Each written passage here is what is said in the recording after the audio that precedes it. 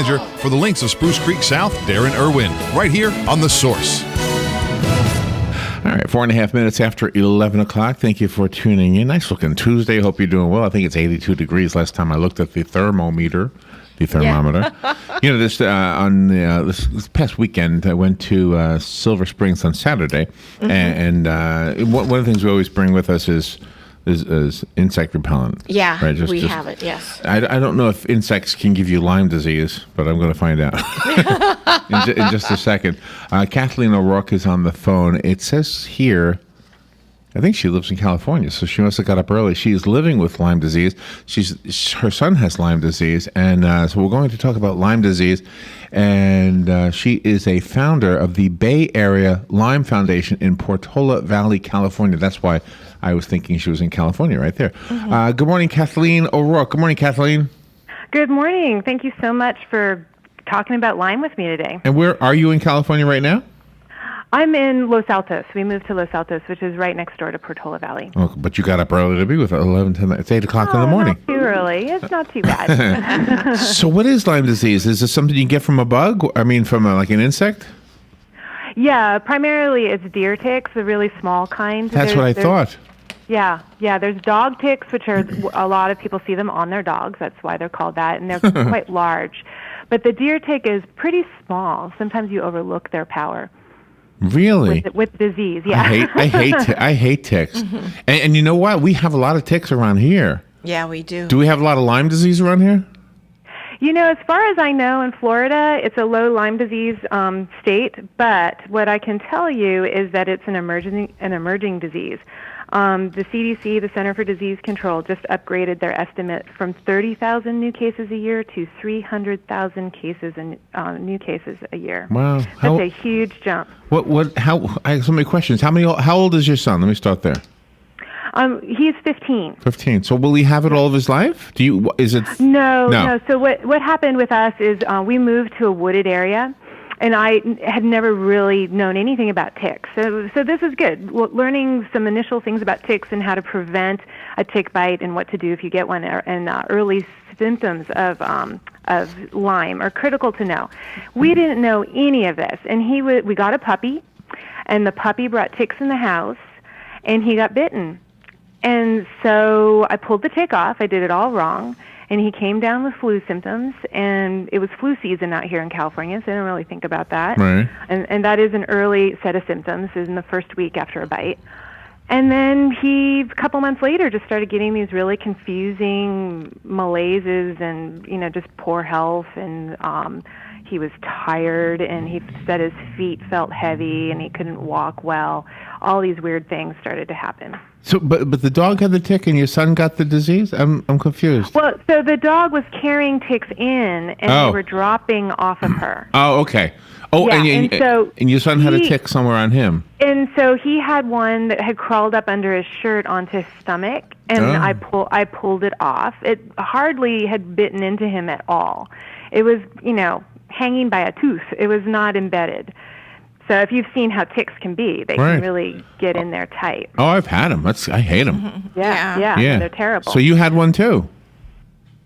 I apparently had one too. Yeah, I was a gardener, and I never saw the bite. And this is the other thing: is you can come down with Lyme disease and not not be aware that you were ever bitten at all. So what do you do? I mean, it starts out like the flu, and how long does it last? The flu portion? The whole thing. The whole thing. Yeah. Okay, well... And what happens after the flu part? So the flu symptoms, about the time I estimate that I got it, the flu symptoms were a little bit more than flu. I actually had trouble getting in and out of the car, like unbending my body. I had some really rheumatological symptoms. I was in a lot of pain. And so it was like the worst kind of flu that I would have ever have gotten. That sort of clears up. And then over the coming months, you just have these weird things that set in.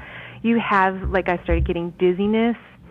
I started getting this thing called brain fog, where you have trouble, sorting out your list of priorities. It's called executive functioning. You can't organize yourself. Oh, wow. Yeah, it's a neurological impairment is what it is. I got, you get cardiac symptoms where you get heart palpitations. My goodness. Some people have trouble sleeping. You get night sweats. You get stabbing pains. You get neurological symptoms in your hands and feet. Out on the East Coast, there's much more rheumatological symptoms. The Lyme disease there's like 300 different classified variants within the species, and so when you go through the nation, the profile of symptoms can change from one region to the next. So out in the East, there's a lot of the arthritic symptoms.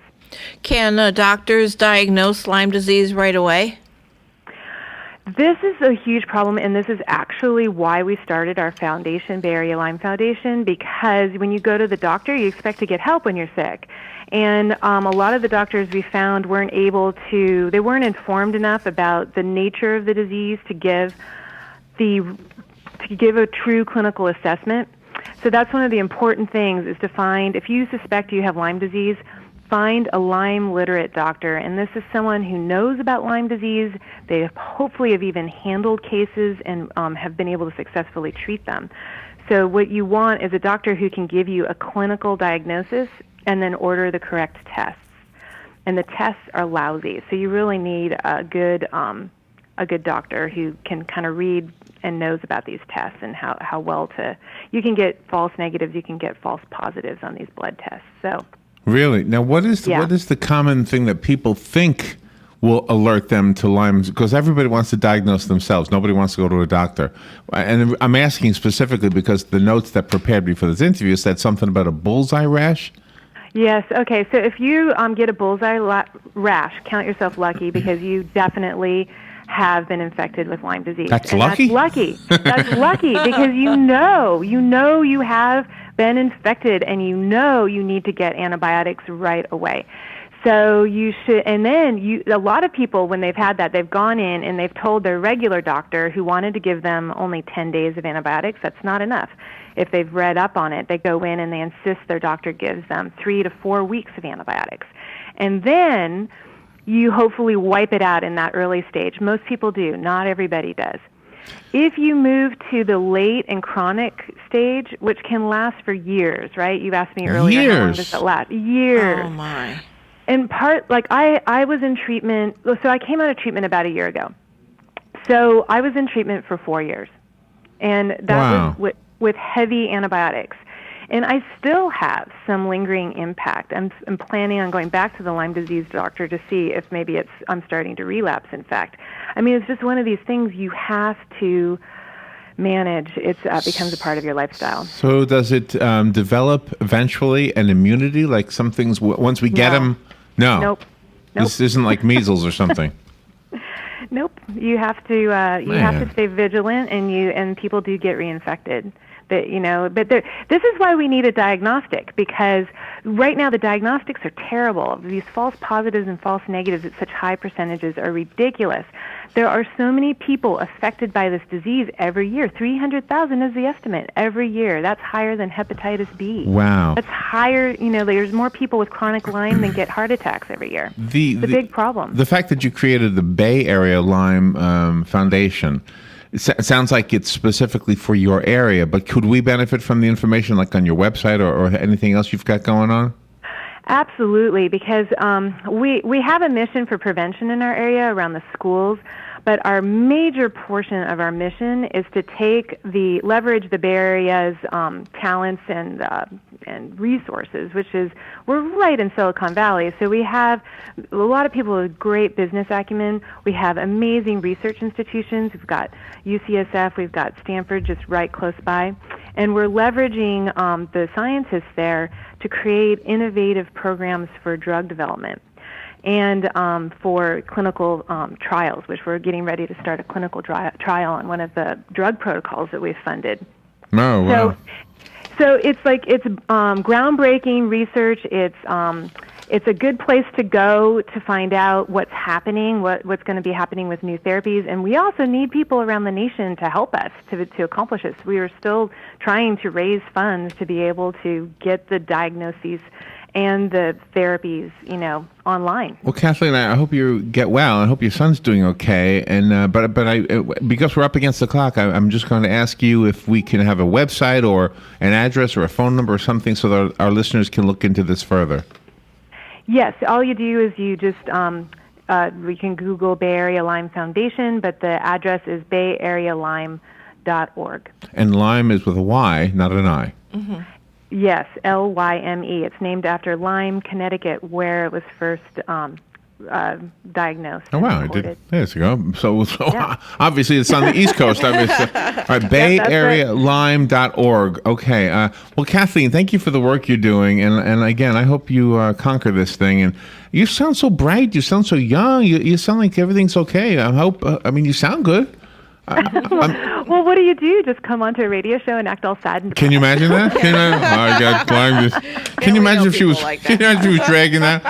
I'm terrible. I got Lyme disease. No, you sound bright and beautiful. Kathleen, thank you so much for being on the air with us today. And again, just to repeat, the website is bayarealyme.org. Lyme. Thank you, Kathleen. Okay, thank you very much, Mary and Robin. All right, okay. We will take a little break. We'll be right back. Bye-bye.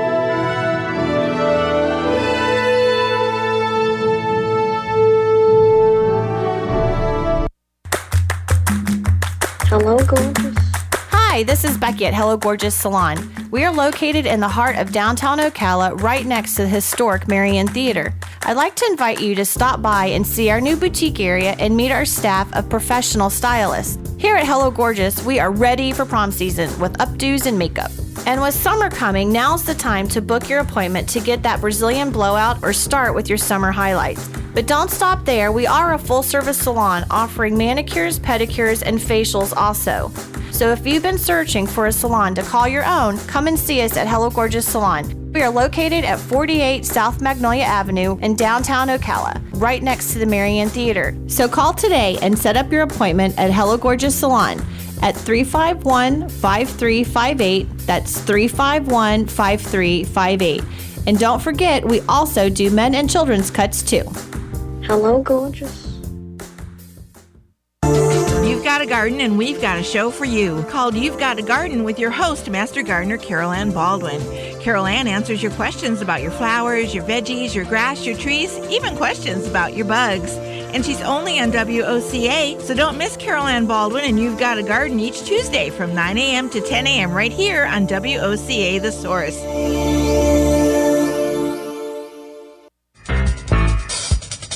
Legally Yours, brought to you by Fuller & Fuller Attorneys at Law. On the air every Wednesday morning at 10:30 a.m. with John Fuller, a board-certified civil trial lawyer for over 25 years. John welcomes your questions, from business to complex family matters to legal disputes. So tune in every Wednesday morning at 10:30 a.m. for Legally Yours with John Fuller, right here on WOCA 1370 AM and 96.3 FM, The Source.